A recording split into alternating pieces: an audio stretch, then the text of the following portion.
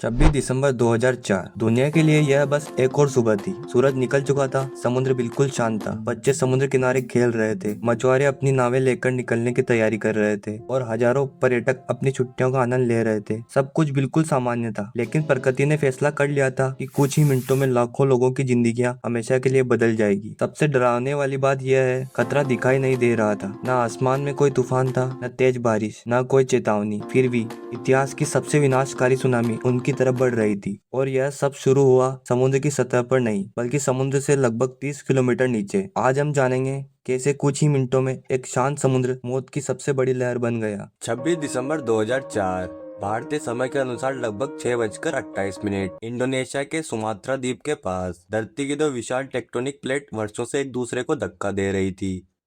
तनाव लगातार बढ़ रहा था और फिर सिर्फ कुछ सेकंड में वह तनाव टूट गया। इतना शक्तिशाली भूकंप आया कि उसकी तीव्रता 9.1 से 9.3 मापी गई। यह इंसानों द्वारा अब तक दर्ज किए गए सबसे शक्तिशाली भूकंपों में से एक था। लेकिन असल तबाही भूकंप ने नहीं मचाई थी। भूकंप ने समुद्र के तल को कई मीटर ऊपर उठा दिया था। सोचिए, अब अरबों टन पानी को अचानक ऊपर धक्का दे दिया जाता है तो वह पानी कहीं ना कहीं तो जाएगा। और उसी पल समुद्र के अंदर एक ऐसी ऊर्जा पैदा हुई जो कुछ ही घंटों में 14 देशों तक पहुंचने वाली थी। किनारे खड़े लोगों को अभी नहीं पता था, उनके लिए यह अब भी एक बिल्कुल सामान्य सुबह थी, शायद उनकी जिंदगी की आखिरी सामान्य सुबह। भूकंप आने के कुछ ही मिनट बाद हिंद महासागर के कई तटीय इलाकों में लोगों ने कुछ ऐसा देखा जो उन्होंने अपनी जिंदगी में पहले कभी नहीं देखा था। समुद्र धीरे धीरे पीछे हटने लगा था। पहले कुछ मीटर, फिर दर्जनों मीटर और कई जगहों पर तो पानी सैकड़ों मीटर दूर चला गया था। समुद्र का तल पहली बार लोगों की आंखों के सामने था। रेत पर तड़पती मछलियां, फंसी हुई नावें और ऐसी जगह जो आम दिनों में गहरे पानी के नीचे रहती थी। लोग हैरान थे।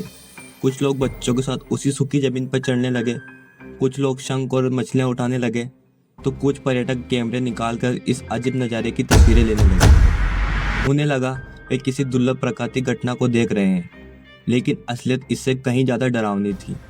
समुद्र पीछे इसलिए नहीं हट रहा था क्योंकि ज्वार बदल रहा था। वह पीछे हट रहा था क्योंकि उसने पीछे अरबों टन पानी एक विशाल लहर का रूप ले चुका था और अब वह पूरी ताकत के साथ वापस लौटने वाला था। इतिहास गवाह है कि अगर कभी समुद्र अचानक असामान्य रूप से बहुत दूर तक पीछे चला जाए तो वह दृश्य देखने के लिए नहीं, बल्कि वहां से तुरंत दूर भागने के लिए होता है। लेकिन 26 दिसंबर 2004 की सुबह दुनिया के ज़्यादातर लोगों को यह बात पता नहीं थी। कुछ ही मिनट पहले जिस समुद्र ने अपना पानी पीछे खींच लिया था, अब वही समुद्र वापस लौट रहा था। लेकिन इस बार वह शांत नहीं था। दूर क्षितिज पर कुछ लोगों ने एक अजीब सी रेखा देखी। शुरुआत में किसी को समझ नहीं आया कि वह क्या है। कुछ ही सेकंड में वह रेखा बड़ी होने लगी, फिर और बड़ी और बड़ी, और फिर लोगों को एहसास हुआ कि यह कोई साधारण लैंड नहीं है, यह पानी की एक विशाल दीवार है जो अपनी राह में आने वाली हर चीज़ को निगलती हुई आगे बढ़ रही है।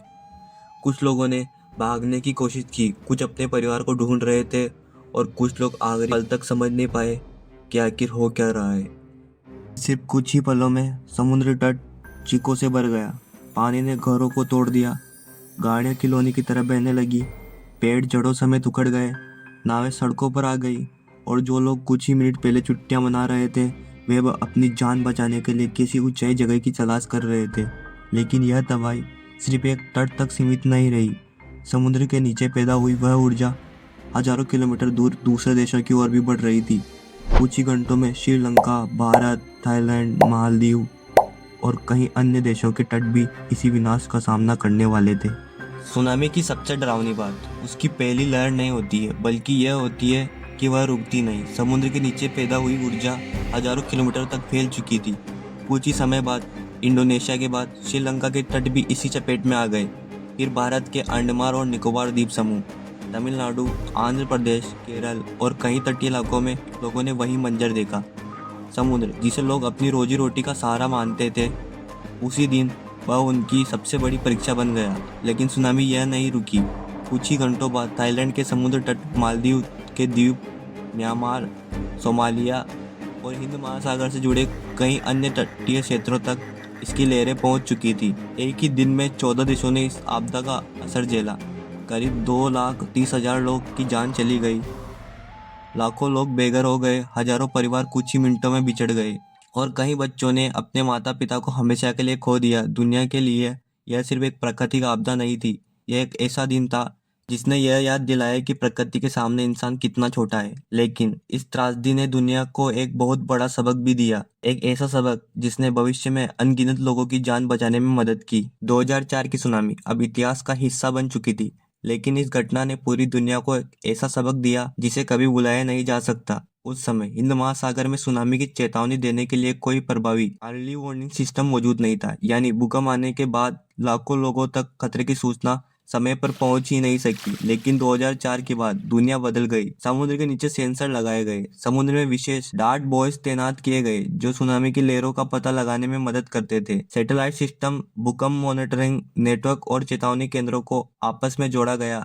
आज एक समुद्र के नीचे कोई बड़ा भूकंप आए तो वैज्ञानिक कुछ ही मिनटों में अनुमान लगा लेते हैं कि सुनामी आने का खतरा है या नहीं, और अगर खतरा हो तो तटीय इलाकों में चेतावनी भेज दी जाती है। लेकिन तकनीक जितनी भी आगे बढ़ जाए, प्रकृति का सम्मान करना आज भी उतना ही जरूरी है। अगर कभी आप समुद्र किनारे हो और अचानक समुद्र असामान्य रूप से बहुत दूर तक पीछे हटने लगे, तो उसे देखने के लिए मत रुकिए।